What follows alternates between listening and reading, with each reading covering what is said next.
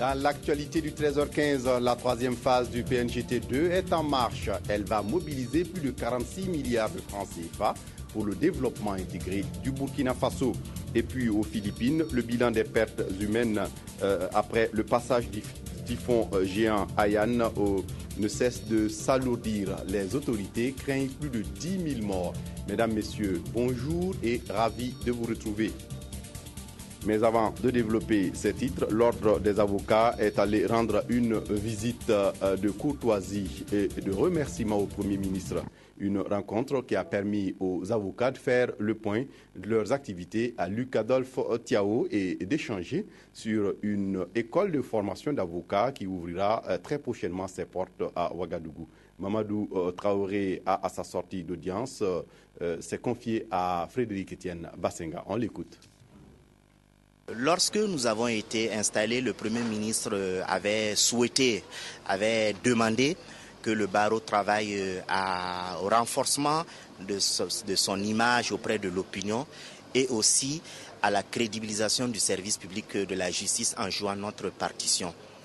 Nous lui avons fait le point sur cela et également moi-même je me suis engagé sur la question de la formation et l'ouverture du centre de formation, sur le recrutement des jeunes avocats.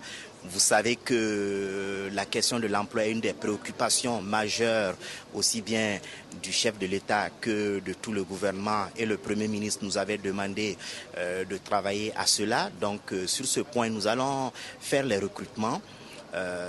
Mais c'est lié à la création du centre de formation dans lequel les avocats vont être formés, vont recevoir une formation de base théorique et pratique et faire les stages en juridiction, faire les stages dans des cabinets d'avocats ou dans des institutions, mais sous le contrôle de ce centre.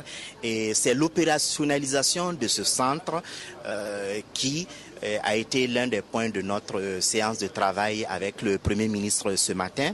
Et aussi les questions concernant la justice, concernant l'incivisme dans notre pays, quelle peut être la partition du barreau.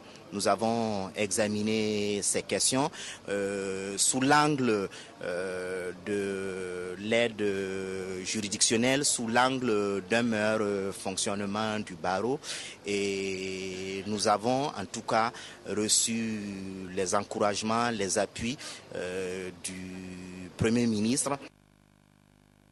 Je vous le disais en titre, le deuxième programme national de gestion des terroirs est prévu pour être exécuté en 3 phases quinquennales.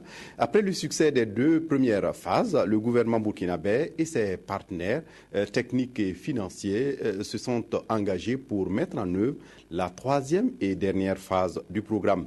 Mais avant le lancement officiel de cette phase, les acteurs du projet se sont retrouvés hier à Koudougou pour une remise à niveau et s'approprier ainsi le contenu du programme et ses procédures d'exécution. Estelle Judith Assogba.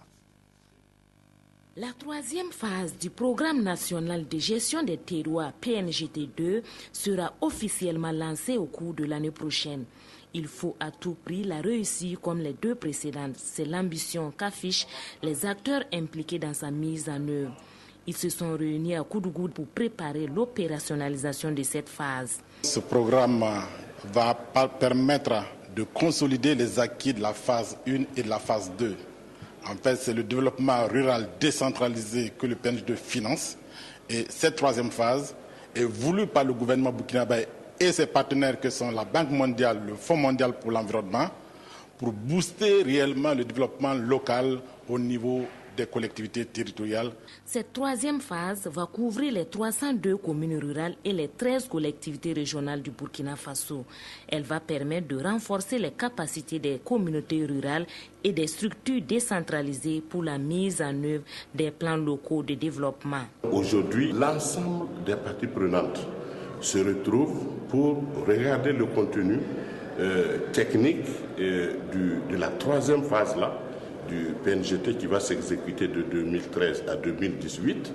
Alors, donc, quel est le contenu technique du document de projet et le manuel opérationnel, comment il est structuré, organisé et quel est le rôle de chacun qui est définie. Cette session, qui s'achève ce 15 novembre, devrait permettre à l'ensemble des parties prenantes d'être mieux armées pour affronter les défis du développement.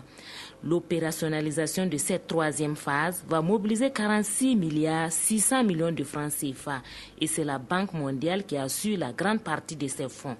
Le gouvernement burkinabé et les bénéficiaires contribuent chacun à hauteur de 4 milliards de francs CFA. L'Organisation ouest-africaine de la santé OAS et ses partenaires viennent de lancer un projet de surveillance intégrée des maladies en Afrique de l'Ouest ce jeudi 31 octobre à Bobo-Dioulasso. Le projet a pour ambition ou pour vocation, si vous le voulez, de lutter contre les maladies transmissibles et de soutenir la surveillance, la prévention et la riposte aux épidémies afin de garantir un mieux-être de la population. Les détails sur place avec Romenki et Moumouni Baro. CEDEAO entre ici dans la salle de conférence du centre d'accueil de l'Organisation ouest-africaine de la santé. Cela marque le lancement officiel du projet de surveillance intégrée des maladies en Afrique de l'Ouest. Et c'est par une vidéoconférence que la ministre ivoirienne de la Santé et de la lutte contre le sida, Raymond Goudou Kofi, et les représentants du ministre de la Santé burkinabé, Meïté Bonkungu, sont intervenus pour donner le bien fondé du projet. Un projet qui répond aux souhaits des chefs d'État de la CEDEAO pour l'implication des partenaires dans la riposte et le contrôle des maladies qui affectent régulièrement les populations. Ce projet, sur une durée de 4 ans, permettra aux 15 pays de la CEDEAO de pouvoir améliorer les compétences des agents techniques et des techniciens de laboratoire pour le suivi de toutes les activités de surveillance épidémiologique et de riposte. Nous allons aussi œuvrer pour que les populations soient informées. Le projet est appuyé par la Banque mondiale et l'institution considère la lutte contre la maladie comme l'une de ses préoccupations majeures. La Banque mondiale a développé en collaboration avec l'OAS un projet de 10 millions pour soutenir la mise en place de la surveillance régionale de la maladie et de la riposte dans toute la région de la CEDEAO. La fréquence des maladies transmissibles qui sans nul doute déciment les populations sont entre autres les motifs qui ont prévalu à la mise en place d'un tel projet d'envergure sous-régionale. Quand on regarde les chiffres, les taux, les causes et la magnitude de différentes situations cliniques à la base de mortalité et de morbidité, justement, ça nous interpelle pour mieux prendre les mesures, les stratégies, les mécanismes de son contrôle. Le projet régional de renforcement des capacités de surveillance des maladies en Afrique de l'Ouest, qui a pour durée 4 ans, bénéficie d'un financement de 10 millions de dollars US, soit environ 4 milliards 700 millions de francs CFA. Au total, le projet couvrira 70 districts vulnérables dans les 15 pays membres de la CEDEAO. La journée internationale du prisonnier vient d'être commémorée cette semaine à Ouagadougou. Les pensionnaires de la MACO, la maison d'arrêt et de correction de Ouagadougou, ont mis à contribution cette occasion pour organiser des activités, notamment du sport, des activités récréatives et culturelles. La journée internationale du prisonnier existe depuis 1995 grâce à la volonté des Nations Unies. Zalissa Sanfo, Jacques Lamissa Tarbaga. Première journée internationale du prisonnier célébrée au Burkina Faso dans une ambiance particulière à la maison d'arrêt et de correction de Ouagadougou. À travers ce sketch, les prisonniers ont dépeint leurs conditions de vie et plaidé pour une amélioration. Le représentant des prisonniers a pour sa part salué l'initiative qui, selon lui, va changer le regard de la population vis-à-vis des prisonniers. Prisonniers aujourd'hui, agents de développement demain, c'est sous ce thème qu'est célébrée la journée internationale du prisonnier. C'est un peu pour stigmatiser le fait que les gens ont une mauvaise vue donc sur le prisonnier, pensent que le prisonnier n'a pas d'horizon, alors que la prison doit être un lieu de réinsertion pour permettre donc aux prisonniers qui fait sa détention, purge sa peine, à sa sortie, doit être au service donc de la communauté. La période de détention peut être mise à profit pour faciliter la réinsertion sociale du détenu à l'issue de sa peine. Et à la maison d'arrêt de correction de Ouagadougou, les initiatives ne manquent pas. À la MACO, nous avons des ateliers de couture, mineurs et femmes, Nous avons également des ateliers de soudure, des ateliers de menuiserie, des ateliers de savonnerie, des ateliers de l'élevage, volaille, porc et un jardin. Vraiment, dans le cadre d'une boulangerie, bien sûr, et dans le cadre de la production pénitentiaire, nous profitons de faire la formation professionnelle, permettre aux détenus qu'à la sortie, qu'ils ne soient pas désœuvrés. La Journée internationale du prisonnier a été initiée par les Nations Unies en 1955. Elle a pour objectif de réfléchir sur les conditions de détention et la réinsertion sociale des prisonniers. Décoration de gendarmes ce matin à Ouagadougou, ces Pandores se sont illustrés par le travail bien fait et leur dévouement au corps ce matin au camp Paspanga dans la capitale burkinabé. 186 d'entre eux se sont vus donc récompensés, qui de la médaille militaire ou de la médaille militaire, la médaille d'honneur militaire ou encore de la médaille commémorative avec agrafe. Nicolas Zigani, reportage. Après les semis, voici le temps de la moisson pour ces gendarmes. Le sacrifice consenti pour la patrie, la loi et l'honneur vaut en ce jour des médailles.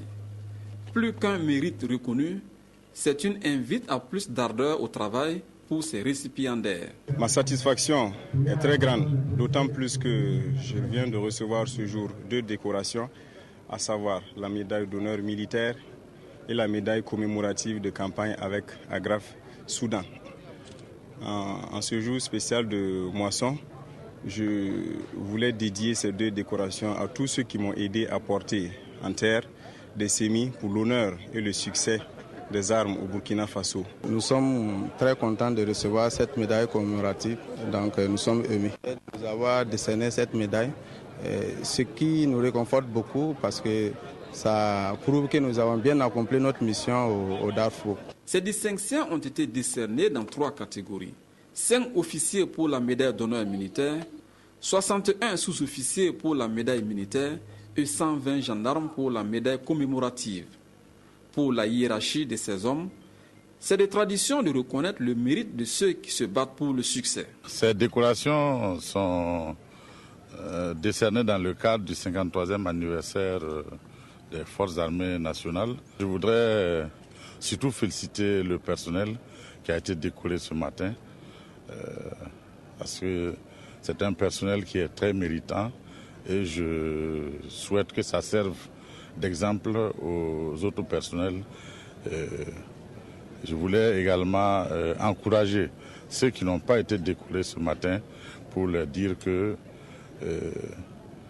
certainement leur tour viendra, mais il faut surtout mettre de l'ardeur au travail, faire preuve de discipline et d'engagement surtout au bénéfice des populations burkinabées.